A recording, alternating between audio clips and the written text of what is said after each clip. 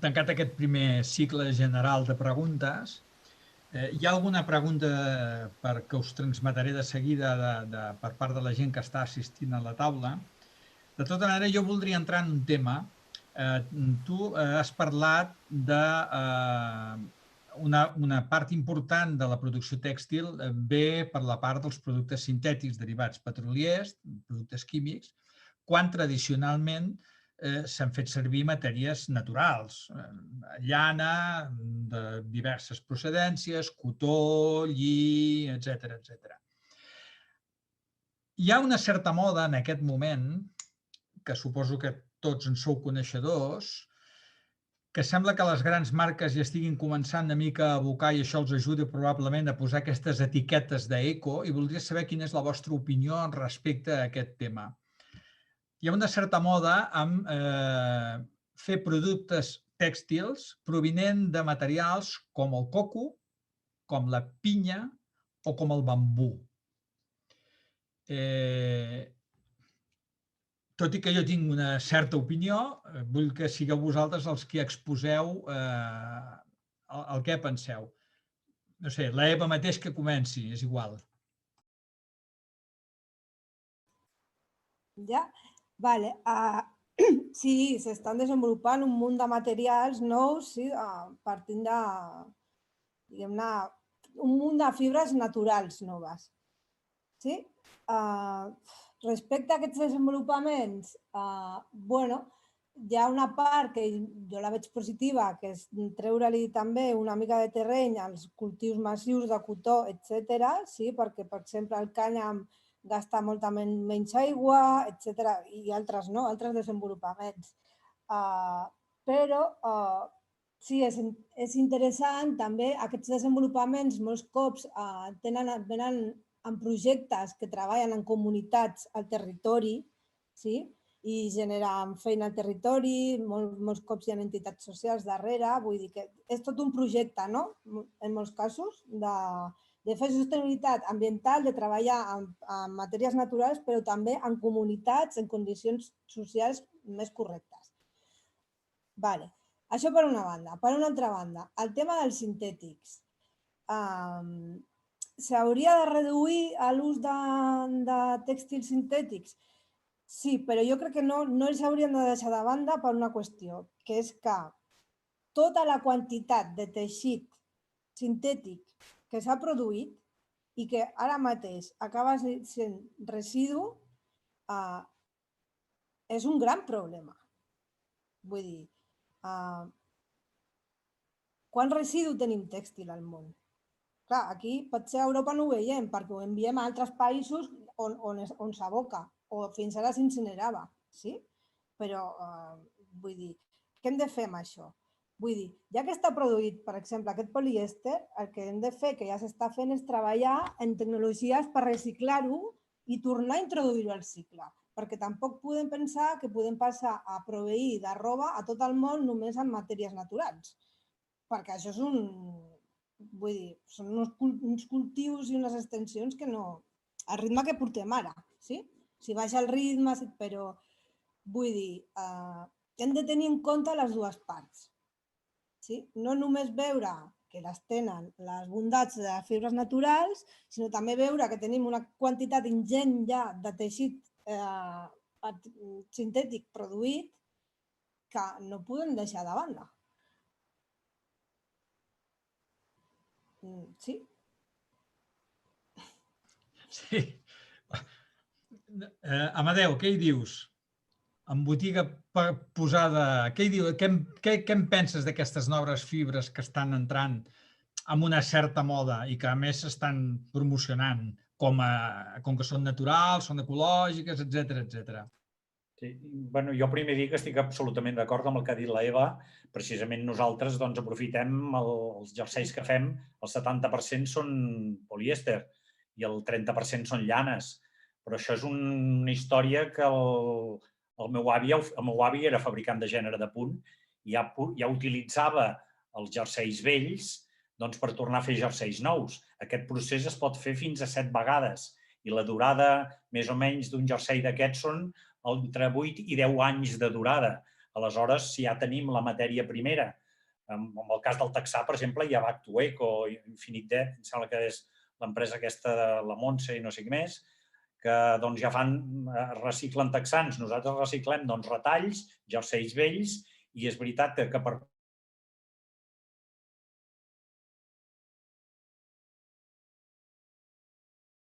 Què ens ha passat aquí? Hem tingut un problema.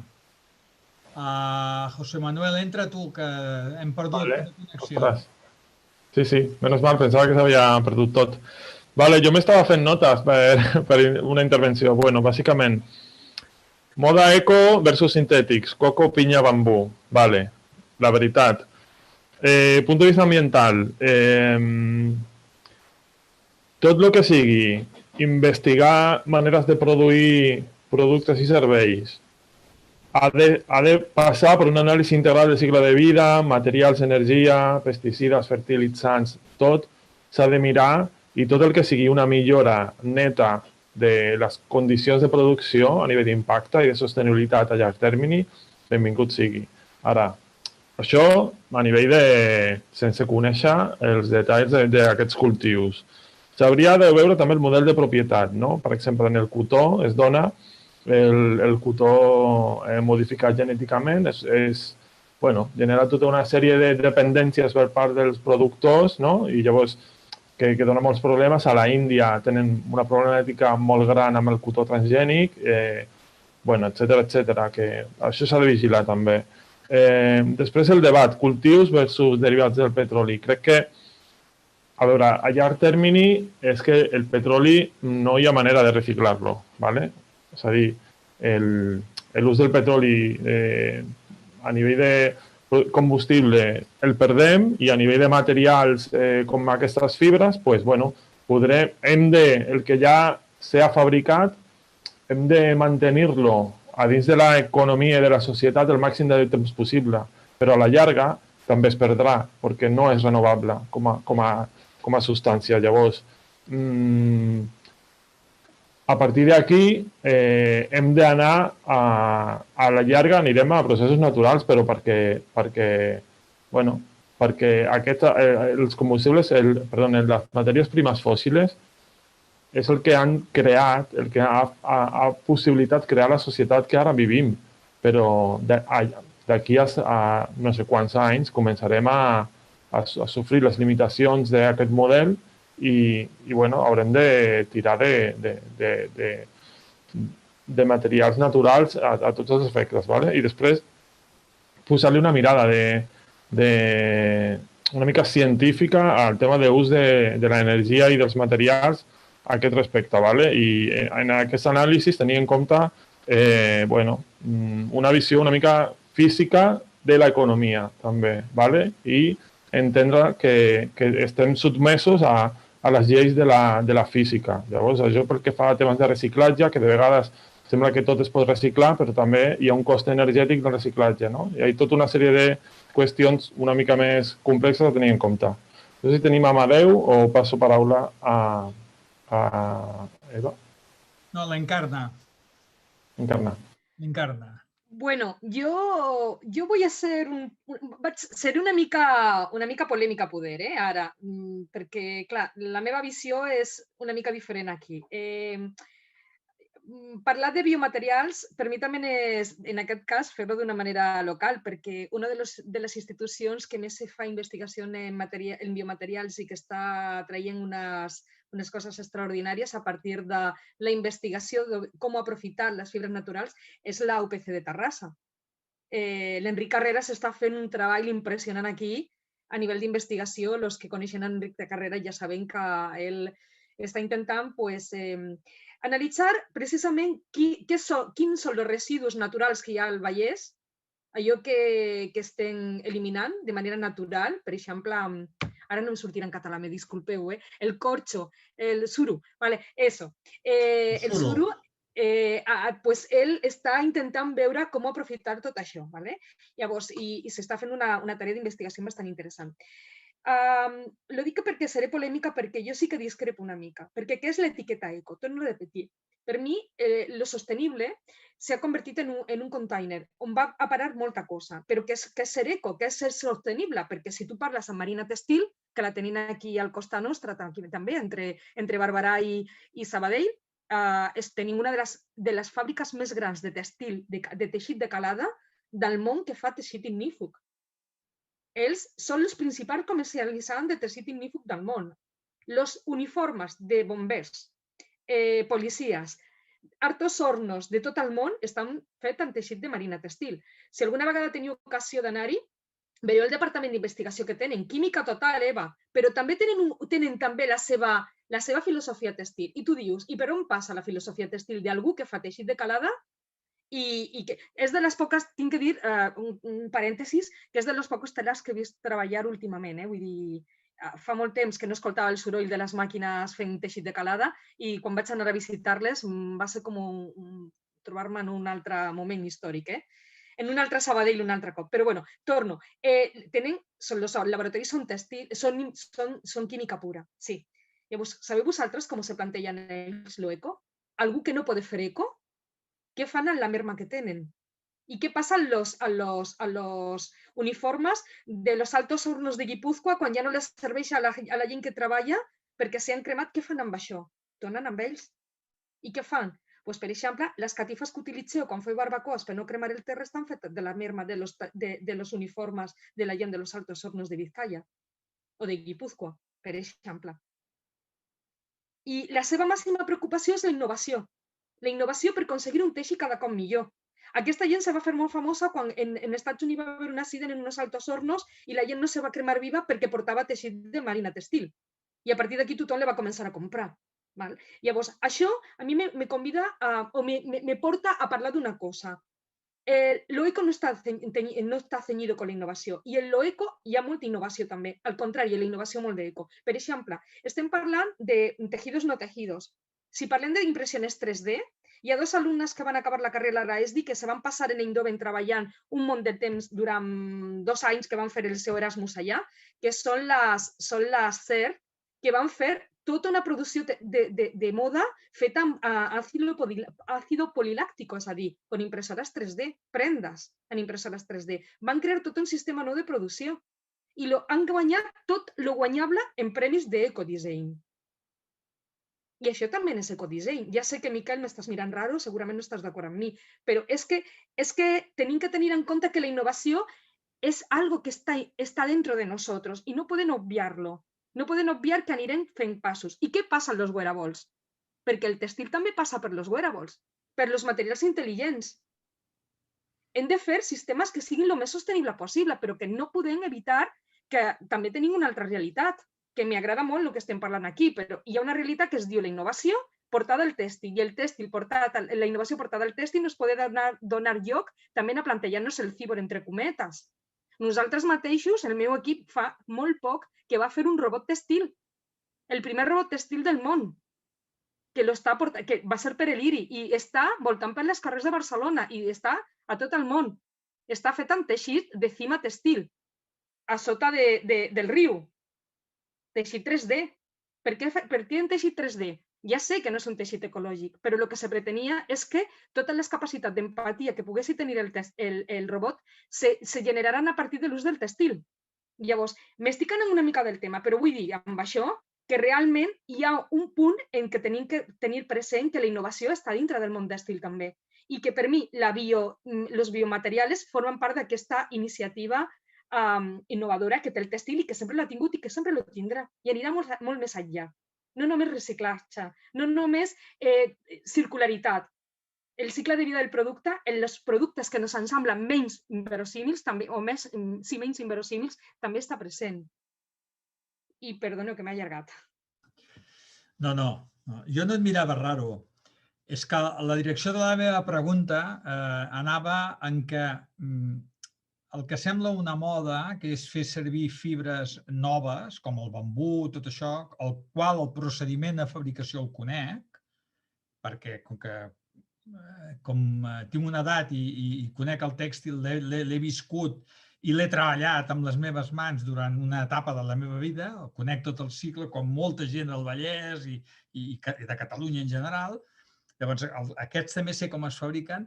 El tema estava en si teníeu idea de si la forma de produir les fibres a partir de les quals després el procés ja és igual, perquè la diferència està entre fer servir polièster o poliamida o raion o el que sigui, o fer servir fibra de coco, fibra de pinya o fibra de bambú, està només en l'origen de la producció. A partir del moment en què s'ha convertit en fibres, ja el procediment és el mateix, és igual.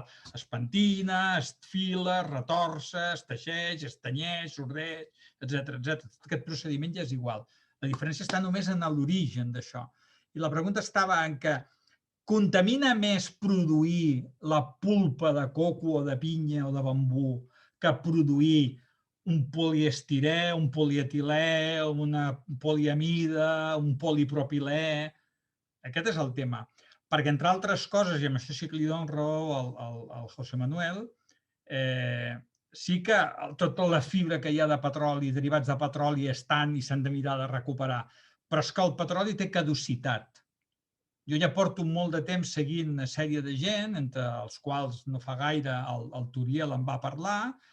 El petroli ha arribat ja al punt de sostre de producció i ja porta tota una sèrie d'anys, i no pocs, que va caient. Està caient. O sigui, s'ha arribat als sostres de producció de petroli. Per tant, vol dir, hem de fer canvis, però com els farem, aquests canvis? Per exemple, el bambú a la Unió Europea no se'n pot produir. Per què? Perquè la Unió Europea considera que és una espècie invasora i com a espècie invasora la considera que no és ecològicament sostenible a dins de la Unió Europea. Per tant, ja tenim un topall aquí. Llavors, sabeu si és més contaminant la indústria derivada d'aquestes fibres teòricament naturals i que les grans marques fan servir amb moltíssima habilitat per posar-hi les xapes d'eco, de sostenible, mira, esto es bambú, que bonito, etc. Aquesta era una mica la pregunta, si algú, qui tingui la Eva, doncs vinga, per tu, Eva. Vale, jo en aquest aspecte el que crec és que de cara al públic general, el que és la part més romàntica i més bonica i més fàcil d'entendre com a sostenibilitat és fer servir matèries primeres naturals. Però això no necessàriament vol dir que la millor manera de generar sostenibilitat, si parlem de coses naturals, em centro més en l'ambiental, sigui utilitzar aquestes matèries naturals. Sí? Hi ha, com diu l'Encarna, tota una sèrie d'innovacions que estan sortint ara, que és la clau, que de vegades pensem que per fer servir una fibra natural estem sent més sostenibles que si, per exemple, coses que no es publiciten tant com la millora de processos productius on es deixa de contaminar, es redueix el consum energètic, es redueix el consum d'aigua, això genera més sostenibilitat mediambiental que si fas servir de vegades una fibra o una altra. És que, sí? Què passa? Que això no és tan fàcil de comunicar o tan romàntic de cara al públic general. Sí? Però aquí és la verdadera generació de sostenibilitat en el tèxtil. En la millora dels processos, en la innovació, en generar altres vies noves que no tinguin res a veure, com diu l'Encarna, amb el que estem fent fins ara. Sí? A veure, tinc l'Anna Puig, que diu que en l'àmbit sanitari és un escàndol el tema indiscriminat que es fa de materials d'un sol ús. I que, a més, molts d'ells venen de l'exterior, quan aquí hi ha empreses que estan produint, o sigui, empreses catalanes, i per tant molt més properes, que estan produint teixits tècnics i que són més ecològics, i més econòmics i més sostenibles, i en canvi no s'estan fent, no? Això ens portaria a fer la gran pregunta. Què està passant amb els polítics que sembla que passin molt per sobre de moltes d'aquestes coses? I aquí la taca la posaria gairebé a tot l'arc, a l'art d'aquí i a l'art d'allà, o sigui, a tot l'arc, i fins i tot quasi que a l'art de la Unió Europea, en part. No sé, qui vol agafar el guà? L'Amadeu, que ha sortit durant un moment. Bé, no sé si sóc la persona més indicada Però, en tot cas, clar, m'he perdut alguna part perquè hi ha hagut una baixada de corrent i m'he quedat sense corrent en l'ordinador. Disculpeu. Només dir que nosaltres sí que utilitzem l'acrílic perquè ja hi és en el retall, no, diguéssim. Aleshores, el meu avi ja ho feia i l'acrílic el que fa és recobrir la fibra de llana perquè tingui més durabilitat. A nivell d'innovació, que és el que estàveu parlant ara, nosaltres el que estem investigant perquè les micropartícules, quan renten el jersei, no se'n vagin a la claveguera, de la claveguera se'n vagin al mar, hem trobat una bossa que han evolucionat dintre la bossa i el poses en la rentadora, doncs aquestes micropartícules et queden a dintre la bossa. Diguéssim, és la poca innovació que nosaltres hem fet dintre del jersei de iaios. Perquè tot l'altre ja el meu avi ja ho feia, ja aprofitaven els jerseis vells. Amb això que dius no puc ajudar-vos, no en tinc ni idea. Sé que tenim productes fets amb canya de bambú, que em diuen que està cultivada aquí a la península ibèrica com mocadors del farcellet i així, però no us puc ajudar amb aquest tema, no estic informat. Gràcies. Encarna, què ens hi dius ara? Jo tampoc estic molt al dia de quan pot ser el cost medioambiental o l'impacte ambiental que pot tenir el cultiu de la canya de bambú, per exemple, perquè la veritat no estic molt familiaritzada en aquest tema, però sí que puc dir-vos que jo soc la responsable d'un equip d'investigació que treballa en temes de sociologia de la moda i representem a tot l'estat espanyol a una associació molt important, que és l'Associació Internacional del Color. Me tinc que reunir amb ells, són 17 països de tot el món, i me tinc que reunir amb ells cada 6 mesos, parlem bastant, i això sí que me proporciona com a sociòloga una cosa molt interessant, i és veure com està el termòmetre textil a tot el món, una mica. Així com a França estan fent apostes des del sector del luxe per la incorporació de l'eco des de distints punts de vista, us puc dir que, per exemple, països com Dinamarca estan molt introduïts en el tema de les fibres tèxtils, en les fibres, en els biomaterials, concretament. Vull dir, ells estan treballant molt en aquesta línia. I altres països, com Finlàndia, estan per la recuperació de les fibres tradicionals. Ells, per exemple, junts amb els anglesos, li estan donant molt valor a la recuperació de la llana. També hem de dir que al grup britànic pertany el Consejo Internacional de la Lana, és a dir, que estan donant-li molta importància al tema de la lana. I en aquest sentit, us he de dir que sí que és cert que la recuperació de les formes de produir tradicionals estan un altre cop tornant des de la innovació. Es diu nova artesania, és a dir, la tecnologia ha posat al servei d'aquesta nova artesania per recuperar, per exemple, la manera tradicional de treballar la llana. És una de les coses que sé que estan fent els anglesos, per exemple. I, curiosament, els xinos estan començant a apostar per l'eco també.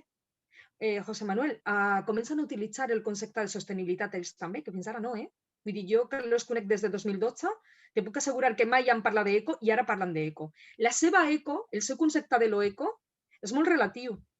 I ells sí que no parlen de materials aquí, per exemple, ni parlen de manufactura tradicional, ni parlen de tancar-se a nivell local, no. Parlen de, com tu deies, Eva, de consumir menys aigua, de contaminar menys, en aquest sentit. Però no sé dir-vos exactament què és més interessant des del punt de vista industrial. El que sí sé que a nivell social s'estan movent coses a nivell planetari, vull dir, en aquest sentit. La Anna Puig em pregunta, a nivell educatiu s'està incidint a les escoles pel que fa a disseny de currículums? Jo me dono per al·ludida perquè crec que soc l'única professora de la sala, en aquest cas, des de fa molts anys.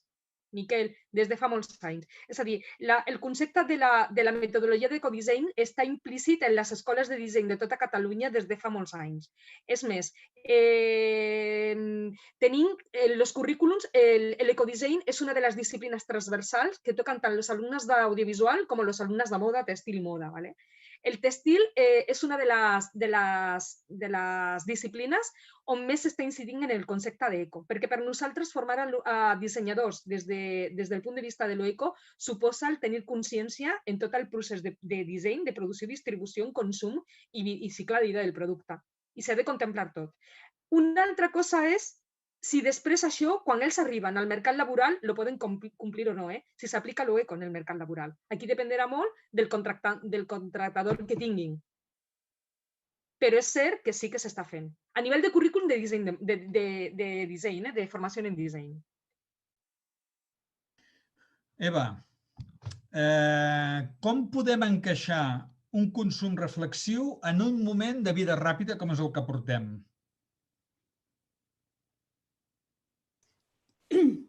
Doncs jo aquí us explicaria una cosa molt curiosa que ha passat, no? Amb tot això del Covid, de que hem estat confinats, que ara treballem des de casa, resulta que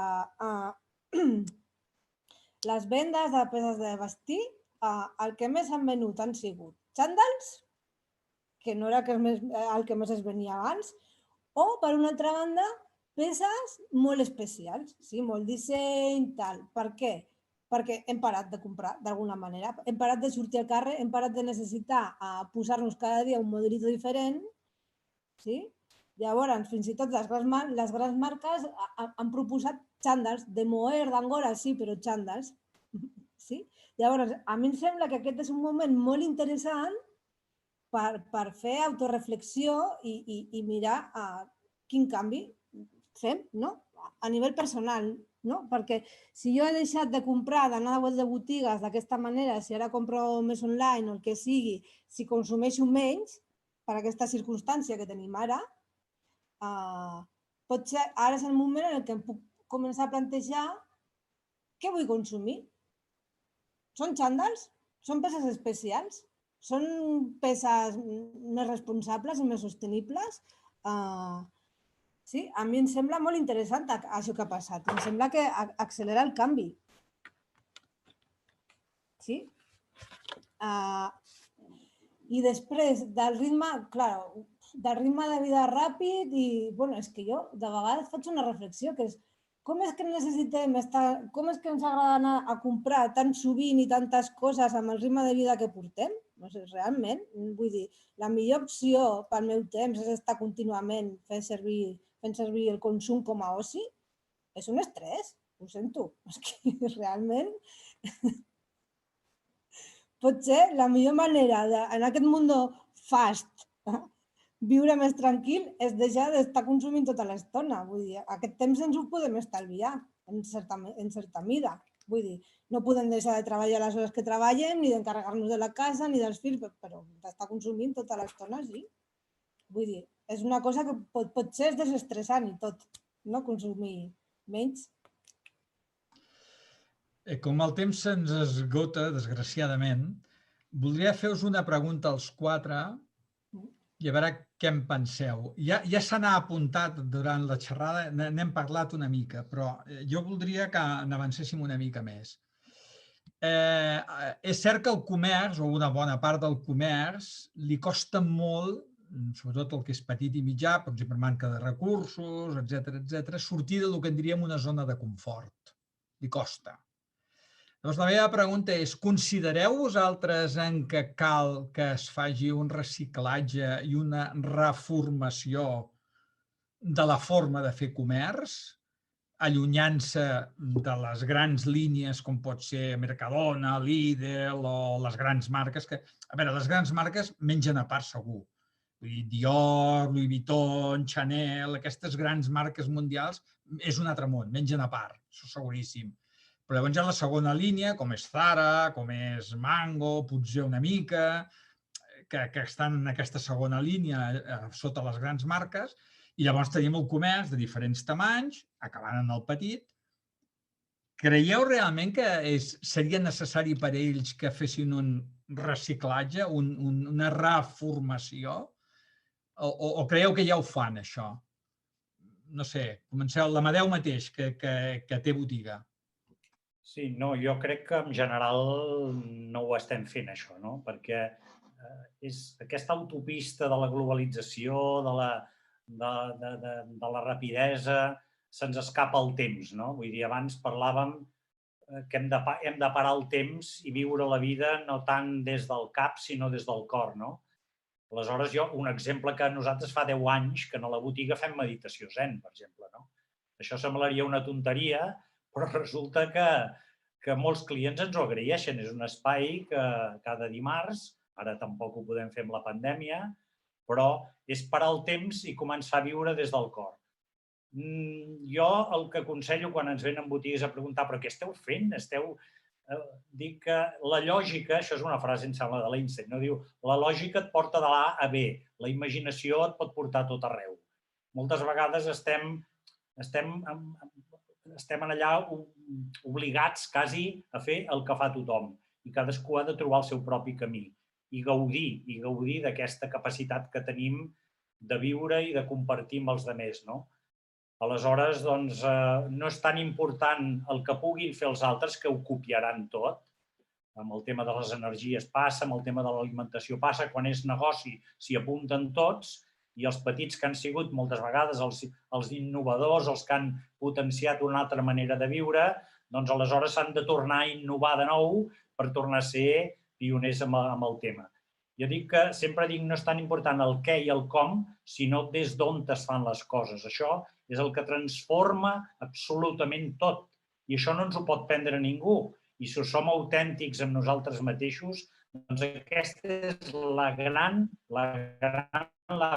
diferència que podem aportar. Empoderar-nos, pensar que nosaltres som gent fantàstica, com totes les persones del món, i treure aquests dons que ens han sigut donats, aquests talents, compartir-los amb el client quan entra i fer que aquell dia, aquell moment, sigui una mica més feliç.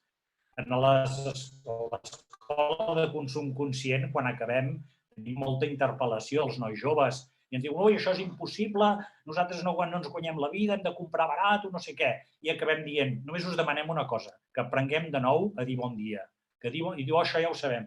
Dic, no, dir bon dia vol dir fer que aquell client, aquella persona, aquell amic, aquell familiar que està amb tu aquella estona, aquells minuts, en aquell moment tu facis que tingui un bon dia.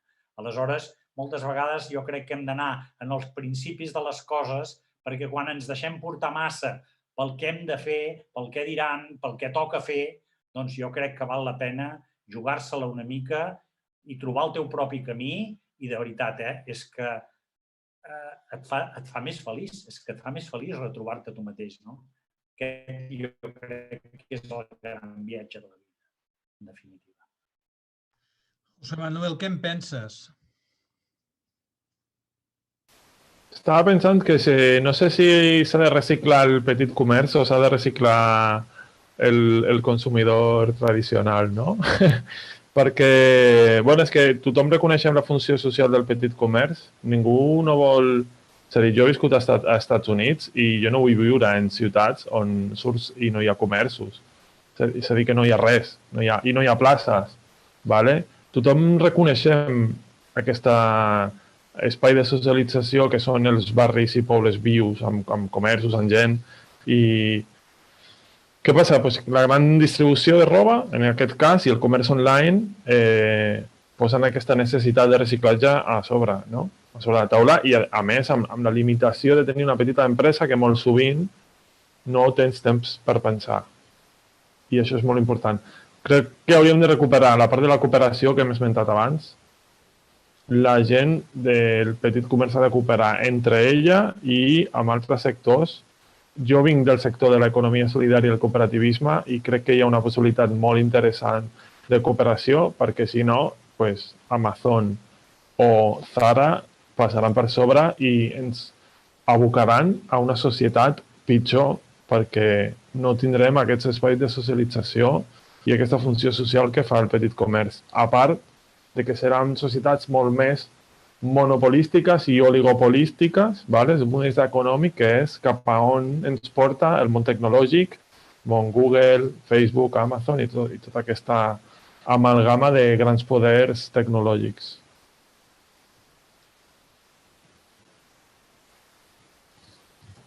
Perdó, tinc una pregunta del Josep Alzinet que et diu: quin creieu que ha de ser el paper de les organitzacions de consumidors, que de moment acostumen a tenir un paper una mica reactiu? Haurien de ser una mica més proactius? Encarna? Penso que totalment proactius. Haurien de ser proactius i fomentar precisament aquesta aproximació del consumidor al petit comerç. A partir de lo que ha dit, que m'ha encantat el que ha dit l'Amadeu, perquè estic 100% d'acord amb ell i també amb el que ha dit el José Manuel. Evidentment que les associacions de consumidors haurien de fomentar mecanismes perquè la gent s'acostessi més al petit comerç des de la perspectiva de l'experiència de l'usuari en aquest petit comerç i com diu José Manuel, del cooperativisme que suposi el generar un discurs dintre d'aquest món que és aquest cercle que és el petit comerç. Jo penso que això seria molt interessant perquè sempre que escoltem parlar d'associacions de consumidors, com diu ell, són reactius, no són proactius. I jo no veig que proposin res a favor de tot això, de les noves propostes de consum. Una darrera pregunta, perquè ja el temps se'ns tira al damunt, i va per l'Eva. Les botigues de roba de segona mà, quin lloc hi tenen en tot aquest espectre? Les botigues de roba de segona mà, doncs des del meu punt de vista, un molt important. I fent-nos càrrec que avui en dia ja no són només botigues de roba de segona mà. També hi ha apps, plataformes, etc., que funcionen superbé, que tenen moltíssim moviment, sí? No sé, Wallapop, Vinted, Depop, un munt de pàgines que hi ha per internet. Crec que també aclarim una mica el concepte de segona mà, perquè de vegades hi ha una mena d'idea de que roba molt feta servir, vella o passada de moda, però la realitat és que avui en dia, us explico una cosa, per exemple, en tot això de comprar roba online, hi ha molta gent que es compra roba online, no és la seva talla, se li passa la data de tornar-la i se la queda a casa. I què fa? La ven. Això ja es considera segona mà. Vull dir que hi ha diferents rangs. I és que jo personalment consumeixo la majoria de coses de segona mà, perquè això ja és una mirada molt personal meva, però entenc que alguna cosa que ha sigut produïda, que ha implicat l'esforç de molta gent, un esforç natural, d'energies, de tot, no pot anar-se fora tan fàcilment. Vull dir, és com una mena de respecte cap a això que tinc, que dic, no, si encara es pot fer servir, ho faré servir. Sí? És valorar tot el que s'ha posat allà. I també, en el meu cas, com una mica disruptiva del que porto posat. No? Perquè si vaig a la botiga de torn i compro el que està de tendència i el que tothom porta i no sé què, també hi ha un punt en el que crec que ens hem de plantejar com a usuaris de roba i consumidors la mirada de quin és el respecte cap a mi, que sóc la persona que portaré aquesta peça, que està tenint aquesta marca o aquest productor. Sí? Ara que parlàveu de les associacions de consumidors, crec que és una de les coses sobre les que més hauríem de treballar. Com està respectant el productor o el que m'ho està venent a la persona consumidora? I aquí crec que tenim un gran punt per fer girar la balança, sí? Perquè això no ens ho plantegem normalment. Però, vull dir, no és el mateix anar a la botiga de iaios, a una botiga de proximitat, on tenen cura, miren que trobis la millor peça per tu, etc., que haver de comprar el que t'estan dient que has de comprar perquè tothom ho porta.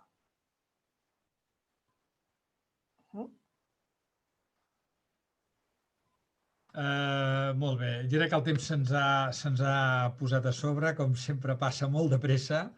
Agraïm-vos als quatre la vostra informació, la vostra presència sobretot, i a la resta de gent que ens ha seguit també agrair-vos la seva presència, les seves preguntes i la seva inquietud en saber què canviarà, com podem ajudar a fer el canvi i quins camins podem seguir de forma individual, perquè en el fons, com diu una mica l'Amadeu, ho dieu tots, més que consumidors som ciutadans I si no ens ajudem i no ens protegim entre nosaltres, l'enemic guanya, dit així de fàcil.